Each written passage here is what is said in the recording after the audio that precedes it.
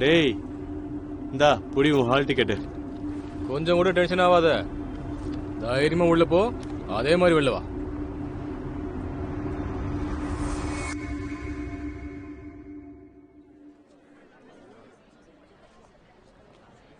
அண்ணா கடைசியில் ஒன்று கொடுங்க.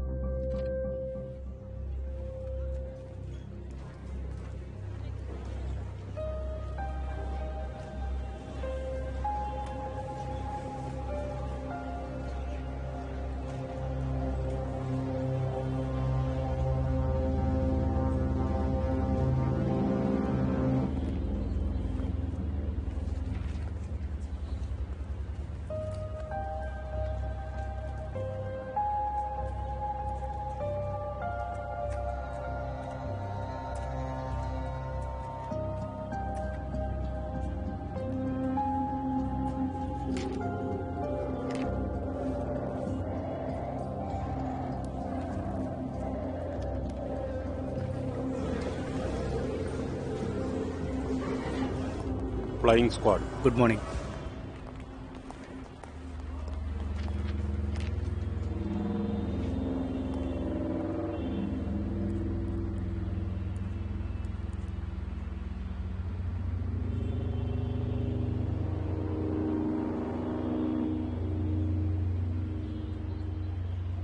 இங்க வா.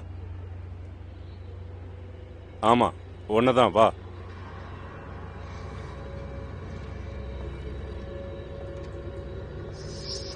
Admit card. அனுஜ் வியாஸ். உங்க ரெக்கார்ட்ல இருக்கிற அனுஜ் வியாஸோட அட்மிட் கார்டு எடுங்க.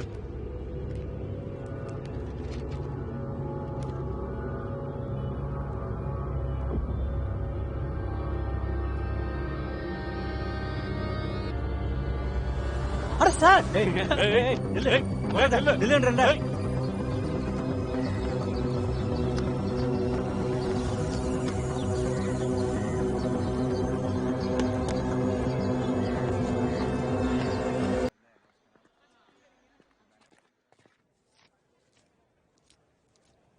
குட்குட்டியா சார், நீங்க ஏன் இப்படி தொல்லை பண்றீங்க?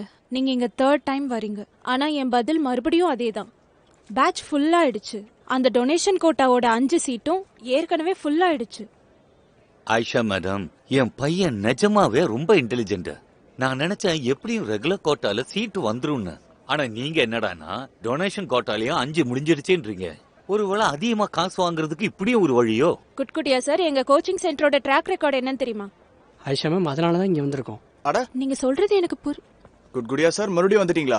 சார், போன வருஷமே உங்களுக்கு தெரியும் என் பையன் உங்க கோச்சிங் சென்டர்ல தான் படிக்கணும்னு அடம் பிடிக்கிறான்னு. அது உங்களுக்கு சாதகமாக பாக்குறீங்க நீங்க. இல்லனா அந்த 5 சீட்டையே நீங்க டொனேஷன்ல விட்டு வைக்கணும். அந்த 5 சீட்ல தான் 20 ஏழை பசங்க படிக்கிறதுக்கான வருஷ ஃபீஸ் எனக்கு கிடைக்குது. இந்த வருஷம் regular quota and donation quota ரெண்டுமே ஃபுல் ஆயிடுச்சு. நீங்க வேணா வேற இடத்துல போய் ட்ரை பண்ணுங்க, இல்லனா அடுத்த வருஷம் வந்து முயற்சி பண்ணுங்க. உங்களை மாதிரி ஆளுங்க தான் படிப்பை வியாபாரம் ஆக்கிட்டீங்க. வாடா. நீங்க என்ன சொன்னீங்க? நீங்க ஒண்ணு பண்ணுங்க, இங்க இருந்து நேரா போங்க. கேட்டை தாண்டி ரோட கிராஸ் பண்ணி போனீங்கன்னா சர்மா கோச்சிங் சென்டர்னு ஒரு பெரிய போர்டு இருக்கும். அவங்களா வியாபாரிங்க, அங்க போய் வியாபாரம் பண்ணுங்க. உங்க பையனுக்கு அங்க போய் அட்மிஷன் வாங்கிக்கோங்க. முதல்ல இங்க இருந்து கிளம்புங்க. வெளில போங்க. வான்னு சொல்றேன்ல. அவசரப்படாதீங்க, ஒரு நிமிஷம் இருங்க. Sir sir please. என்ன பண்ற தம்பி, எழுந்திருப்பா. சார் சார் ப்ளீஸ் சார், என்னோட ரெக்வஸ்ட் ஏற்றுக்கோங்க சார். ஒரே ஒரு ரெக்வஸ்ட் தான் சார். நீங்கள் எனக்கு எந்த பேட்ச்னா அட்மிஷன் கொடுங்க. நான் தரையில் கூட உட்காந்து படிக்க ரெடி சார். ப்ளீஸ் சார், கொஞ்சம் இருங்கப்பா. ஆயிஷா சேர்த்துக்கோ, அட்மிஷன் போடுங்க. Thank you sir. Come. Thank you ma'am. உங்க பையனுக்காக தான் நான் இதை செய்யறேன். ஓகே இவன் நியூ ஸ்டூடெண்ட், அட்மிஷன் ஃபார்ம் கொடுங்க. ஓகே, இதை ஃபில் அப் பண்ணுங்க. Okay okay okay ma'am.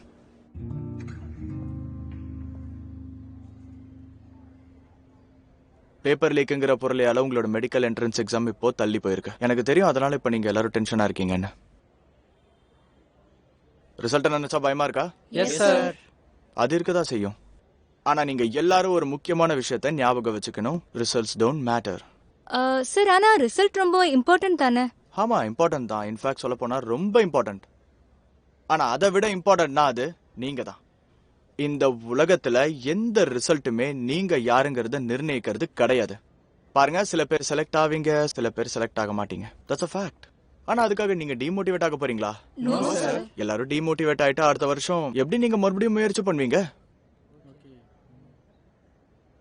Let me tell you a story. ஒரு தடவை ஒரு ஆள் ஒரு யானை கூட்டத்தை தாண்டி போனானா. அப்பதான் ஒரு விஷயத்த நோட் பண்ணா, யானை எல்லாத்தையும் மெல்லிசான கயிறுல கட்டியிருக்காங்க.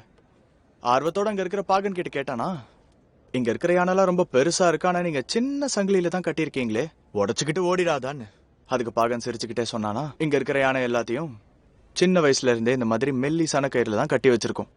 அது குட்டியா இருந்தப்போ அதை கட்டுப்படுத்த இதுவே போதும். ஆனா இப்ப பெருசா வளர்ந்துருச்சு. ஆனா அதுங்களுக்கு இப்பவும் என்ன தோணுதுன்னா, அதுங்களை கட்டுப்படுத்த இந்த மெல்லிசான சங்கிலியே போதும்னு. So what's the lesson here? That it's all in the mind. தோல்வி ஓரளவுக்கு உங்களை உங்களோட லட்சியத்தை அடையறதுல இருந்து தடுக்க முடியும். ஆனா உங்க தோல்வியில கிடைக்கிற அந்த லெசன் ஃபைனலா உங்க எல்லாரையும் உங்க லட்சியத்தை அடைய வைக்கும். ஓகே? Okay sir. எய்ம்ஸோட புது ஸ்டடி இப்பதான் வந்திருக்கு. அது ட்விட்டர்ல நம்பர் 1 ட்ரெண்டிங். டென்ஷன் ஆனா பிஎம்டியை கிளியர் பண்ண முடியாது. என்ன ஜோக் அடிச்சா கூட சிரிக்க மாட்டீங்க?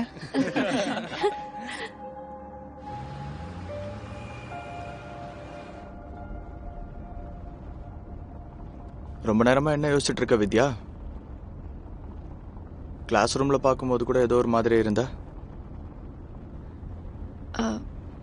அதெல்லாம் ஒன்றும் இல்லைண்ணா. ரிசல்ட் பத்தி டென்ஷனா? ஒரு ரிசல்ட் கண்டிப்பா நல்லா தான் வரும், ஐ அம் ஷோர். நீ டாக்டர் ஆகணுங்கிறது தான் அப்பாவோட ரொம்ப நாள் ஆசை. வேற ஏதாவது படிக்கணும்னு ஆசை இருக்கா? இல்லை, அதெல்லாம் ஒன்றும் பிரச்சனை இல்லைண்ணா. அப்ப நீ சில் பண்ணு. நீ தான் டாப்பர் நம்ம இன்ஸ்டிடியூட்ல.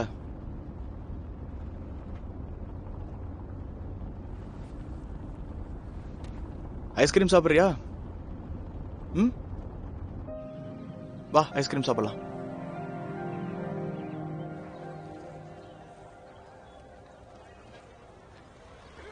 பசங்க கிட்ட லிஸ்ட் அனுப்பி எவ்வளவு நேரம் ஆகுது? இன்னும் சாமான் வந்து சேரலன்னா என்ன அர்த்தம்? இந்தாங்க. அண்ணனுக்கு மட்டும் தெரிஞ்சதுன்னு வையன், அப்புறம் அவ்வளோதான். மளிகை சாமான் இன்னும் ஒரு நாளைக்கு தான் வரும்.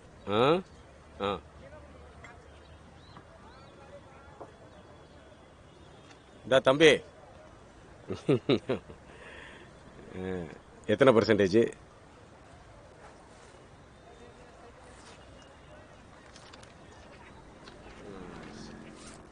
ம், 94%. 90%க்கு மேலே எடுத்தாலே எல்லாருக்கும் இங்கே சாப்பாடு ஃப்ரீ தான்ப்பா. முன்னா தம்பிக்கு பிளேட் வைக்கிறியா? அங்க உட்காருப்பா, இதோ வந்துடுறேன். உட்காருப்பா. இதில் விட்ட நாளைக்கு எண்ணெயும் வந்தாங்கணுமா? அப்பா நீங்க எங்க இருக்கீங்க? அப்பா இல்லடா, சித்தப்பா பேசுறேன். அண்ணா அவருடைய போனை என்கிட்ட கொடுத்திருக்காரு. அவர் அர்ஜென்ட் பார்ட்டி மீட்டிங்ல இருக்காரு. ராமா சித்தப்பா 2 மினிட்ஸ் பேச விடுங்க, எனக்கு ரொம்ப அர்ஜென்ட். கொஞ்சம் பொறு. ஃப்ரீ ஆனது நான் அவரை உங்ககிட்ட பேச சொல்றேன். ப்ளீஸ் அவர்கிட்ட கொடுங்க. ரொம்ப அர்ஜென்டா இருந்தா நீ என்கிட்ட சொல்லு, நான் அப்புறமா அப்பா கிட்ட சொல்லிடுறேன்.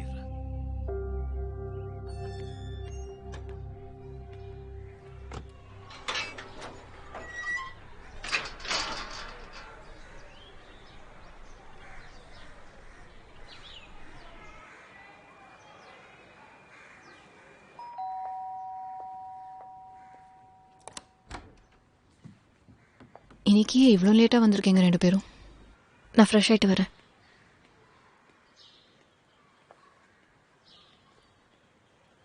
மிஸ்டர் ஆதித்ய ராய், உள்ளே வர மாதிரி ஐடியா இருக்கா? ம் ம்